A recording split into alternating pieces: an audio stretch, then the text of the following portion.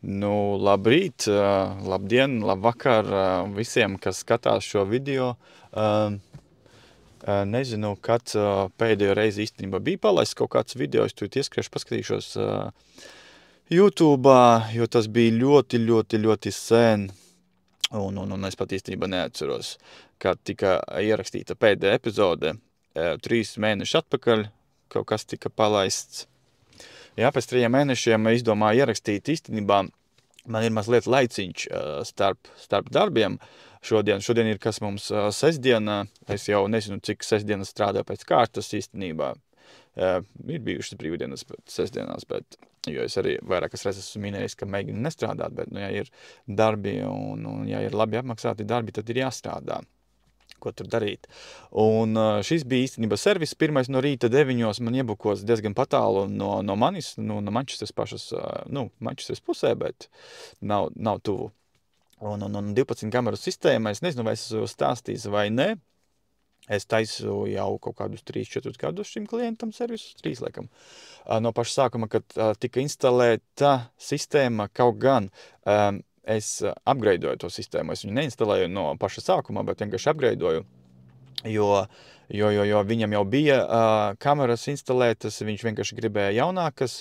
Man ir kaut kur video bildes, es noteikti ielikšu un parādīšu, kādas kameras viņam bija iepriekš, jo viena ir atstāta īstenībā, un iemesls tam visam ir, jo viņš negribēja atstāt caurumu.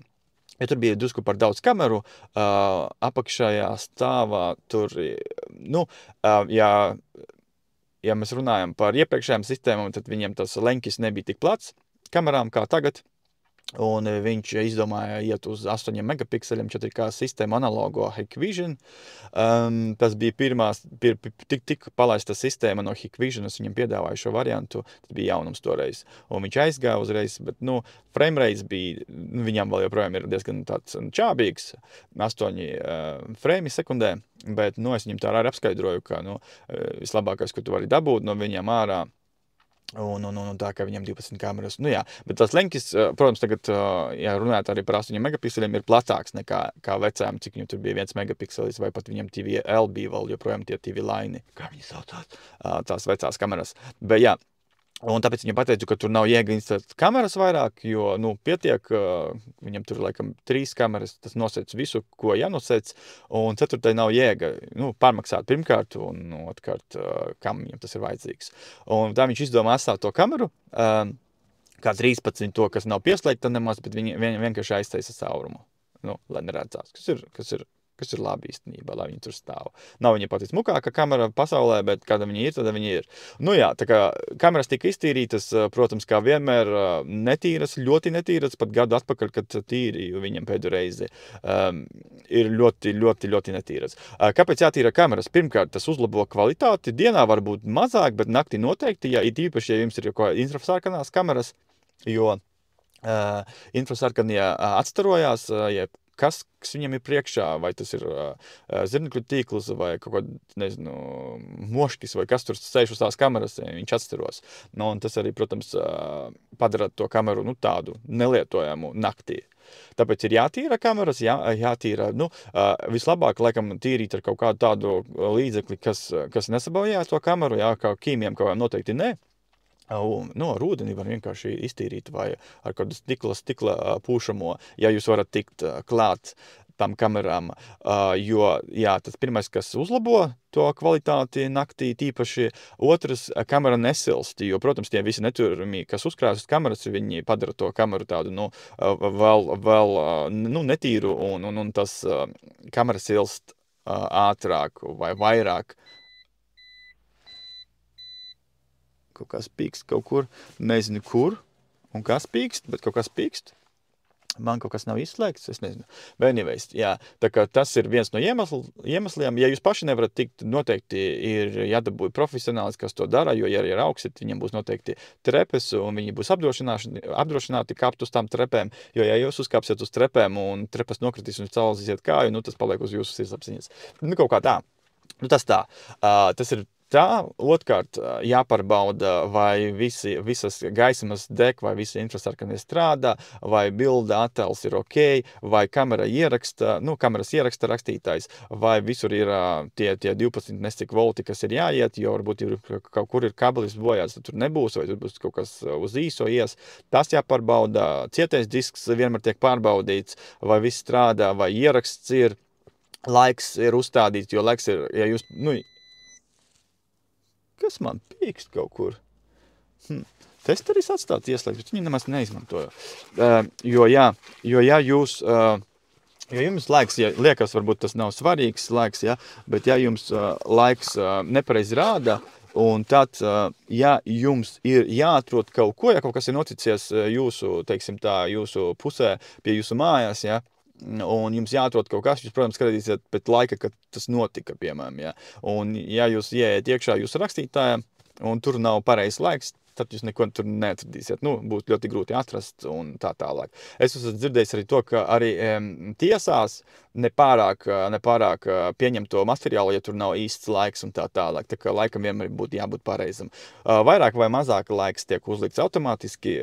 Ja viss klientam ar internetu ir ok, tad viss strādā. Ja rakstītājiem tam DVR vai NVR baterija ir ok, tad tur arī laiks viss ok būs. Bet ja jums ir veca ierīce, iespējams, ka baterija arī tukša, un ja jums, piemēram, tur kaut kāds restarts notiek vai pazūd elektrību uz kaut kādu laiciņu, tad tas laiks atnāk un tur nekas nenomainās, jo viņš, protams, nesaglabā viņu, jo tā baterija palīdz saglabāt to laiku. Kaut kā tā ka tur jāskatās arī tas, un tas viss tiek darīts arī servisos, tāpēc servis ir vajadzīgs. Un ja jums ir garantija, tad jūs noteikti gribat arī paturēt garantiju, ja gadījumā kaut kas notiek, tad pēc garantijas jums nomainīs visu bez maksas. Ja kaut kas notiek un garantija ir, bet nav taisīti servisi, instalētājs, tā kompanija, kas jums instalē, viņi var uztaisīt refūzu, atteikt, nomainīt kaut ko bez maksas. Un ja jūs vēl esat pat līdis klāt, tad vispār ir kaut kas. Jo tāpēc es arī, kad lieku iekšā sistēmas, es vienmēr arī uzlieku uzlīmīti tādu garantijas ar seriālu kodu, ja, un viņu nevar noņemt nost, viņu sabojā. Un tad uzreiz var redzēt, ka kaut kas ir līdis, kaut ko aizticis. Tā kā tas arī tāds, drošības garants, man vienmēr, protams, ir arī uzlīmes par to, kas ir instalējis, kad ir taisīts servis, ir QR kods ar informāciju, kas jāzina klientam, ja viņš noskanē viņu vai arī pašam instalētājiem, vai pašam man, jo es varu aizmirst, ko esmu izdarījis. Un tad, protams, arī paliek viss logs un atskaita klientam, kas tiek nosūtīta pa e-pastu, vai arī ielādēta iekšā mājaslapā, kur viņam ir piekļuve, piemēram, ar paroli, kur viņš var, piemēram, redzēt kaut kādu informāciju, kas viņam jāredz. Un tā, tas tā analogajām kamerām ir drusku mazāk tās informācijas, ko likt, piemēram, IP kameram tur arī var arī ierakstīt un atstāt IP adreses visas, un kameru paroles, ja viņas ir savādākas, atkarīgs, kas ir instalējis sistēmu. Tur arī attēla kvalitātes. Man ir testeris, kas tu pats uztaisa tās atskaites visu, notestē arī uz tīklu un visu pārējo. Tā kā tas tā, tāpēc jaunieši ir vajadzīgs servis jūsu sistēmai. Un tas nozīmē to, ka ja jūs taisīsiet servisu, protams, viņš maksā. Katrs instalētais, katrā kompanijā un katrā valstī tas būs savādāk, jo es bāzējos pats Anglijā un man ir manas cenas, piemēram, ja. To var arī redzēt mājaslapā īstenībā, tas nav noslēpums.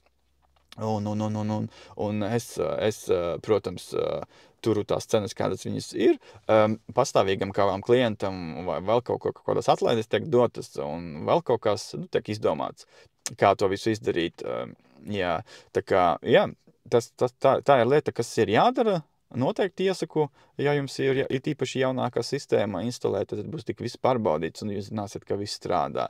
Un es zinu, ka ir tā, ka īstenībā sistēmai ir jābūt tā, ka tu viņu instalēji un par viņu jāaizmirst, bet tad, kad viņi ir vajadzīgi, tad viņi ir jāstrādā. Bet ir lietas tādas, kad jums instalē tās sistēmas, jūs kā aizmirstat, ka viņi ir instalēta, bet tad, kad jums ir vajadzība kaut ko apskatīties un tur nekas nestrādā. Vai internets, tīkls pats, vai kaut kas nav ierakstīts, vai kamera ir atslēgusies, vai vēl kaut kas. Ir bijuši gadījumi arī man tā klientiem, kuri ir zvanījuši un teikuši, ka, ir tā, ka kaut kas ir noticies, un viņiem ir apskatās sistēma iekšējā iet, bet nav ieraksts. Bet es esmu vienmēr apskaidrojis to, ka, ja es esmu instalējis kaut ko vai nomainījis kaut ko, tas nenozīmē uzreiz, ka automātiski es taisu servisu jūsu sistēmai, ja jūs to negribat. Un tā kā ja es netaisu servisu, tā kā es nezinu, kas tur notiek ar to sistēmu, ja, tad ko es varu izdarīt? Es neuzņemos atbildību. Un man ir bijis nesen īstenībā gadījums, kad tas ir advokāts īstenībā, kuram es nomainīju sistēmu, un viņš izvēlējās pašu lētāko toreiz, tas bija arī kaut kādi vairāki gadi atpakaļ, un es viņam nomainīju vienkārši rakstītāju, laikam cieto disku arī, neatceros īstenībā. Un pēc kaut kāda laika arī kameras, bet es viņam vienmēr, kad braucu, vienmēr teicu viņam tā, ka klausies, tā sistēma ir instalēta ļoti čābīgi, tur ir jāizdara ļoti daudz uzlabojumi, jānomaina daudzas lietas, ir īpaši, kas saistīts ar vadiem un arī ne drošības, bet barošanas bloku. Es to esmu teicis vairākas reizes viņam, viņš teica jā, un man, nuprāt, likās tā, ka vienu reizi viņam kaut kas tur nogāja pa īso, vai kas, nezinu, vai elektrība atslēdzās, vai kas, un kameras atnāca atpakaļ, bet viņas neierakstīja, un viņam tad, kad ietrēcās mašīnā, logā, ne, bet, jā, šitamos šateros kaut kas iemauca ar mašīnu un izdauzīja tur logus un salociet tos visus aiztaisamās tās drošības barjeras, kā viņas saucās. Viņam nebija nekas ierakstīts. Tā kā tā, un es viņu teicu, ka, ko es varu izdarīt, servis nav, es netaisīju servisu, es instalēju, to vairākas reizes teicu, ka ir jāuzlabo tā sistēma, jo tur ir problēmas, un tā tālāk, un kad es atnācu, tas vispār, atbraucu viņam uz to ofisu, viņam tas rakstītājs vispār karējās uz vadiem, tur vienkārši karējās, nebija uzlikts, viņš man teica, ka viņš tā uzlika, jo viņam vajadzēja pieslēgt kaut ko. Es šaubos, ka viņš tā uzlika, man liekas, viņš tur visu laiku karējās tā, un gan jau kaut kāds kontakts, kaut kur bija pazudis vai izrāvis, un tā sistēma vispār nestrādāja tajā laikā, kad tas viss notikās. Jo, kas atbrauc, tad bija pilnīgi resets uztaisīts sistēmā, viņš bija uz default, kaut kāds gads tur bija arī, nezinu, kaut kāds, jā, tur 60 vai nes kaut kādi gadi, tā kā tā. Un es viņam pateicu tā. Tad viņš pēc laika man teica, ka viņam ir vajadzīga vēstule apdrošināšanas kompānijai par to, ka tur nebija ieraksts, kad tas atbrauc. Un es arī viņam uzrakstīju to, ka recommendations bija dots, ka bija pateikts, ka jāizdara tā, un sistēma nebija pārbaudīta, nebija servis taisīts. Un, protams, apdrošināšanas kompānijas arī zina to, ka kameru sistēmas tas nav drošības garants, jā, uz to nav jāpaļaujas uz signalizāciju, jā. Signalizācija tas arī iekļauts arī apdrošināšanā, un jebkurš nevar instalēt signalizācijas jebkurai mājai, ja jums ir apdrošināšana un jums ir pateicis, ka jums ir instalēta signalizācija. Signalizācijā jābūt instalētai profesionālim, kuram ir visi certifikāti. Piemēram, es nevaru izinstalēt, jo man nav tas certifikāts, kaut gan es esmu apmācījis instalēt, bet man nav tas certifikāts, jo tas nozīmē, ja jūs gribat izdot tos certifikātus, tieši kas paredzēti insuranceam, apdrošināšanai, tad jums ir jāreģistrējās viena no Anglijas tām iestādēm, ja, kur jums jāmaksā gada maksa, kā abonements, kā biedram, ja, tad viņi brauc un pārbauda jūsu instalācijas, vienreiz taisa auditu vienreiz gadā. Un tad viņi pasaka, ka jā, jūs esat ok, jums tā viss pēc standartiem ir, jo jums jāzina arī British standards, ja, tieši, ka ir saistīts ar drošības sistēmām, un tad jūs varat instalēt un izdot tos certifikātus. Tā kā tā. Un es jums pateikšu to, ka es, kad vairākus gadus, kad tik sāku, es gribēju, protams, to izdarīt, bet tā, ka es biju tikai startups, tikai nesen, jā, un arī tagad, jā, viņi prasa 1,5 štuku, jā, 1,500 mārciņu, lai jūs varētu izdot tos certifikātus. Ja? Un mazai kompānijai 1,500, tas ir daudz gadā, ja? Jo viņi grib to uzreiz, un tur vēl arī par visu pārējo jāmaksā, tur par grāmatu jādabū, jo standarti jāuzzina visi, kas tur ir, ko viņi grib, un tad viņi brauc taisa auditus un akreditē jūs, teiksim tā. Kaut kā tā. Labi, man teica, ka jau pulkstenis, kā pēc 5 minūtēm man jāizbrauc no šejienes, jo es pusstundas attālumā no nākošā klienta, kur īstenībā ir ātrs darbs, cerams, jāpieslēdz vienkārši viena lieta, bet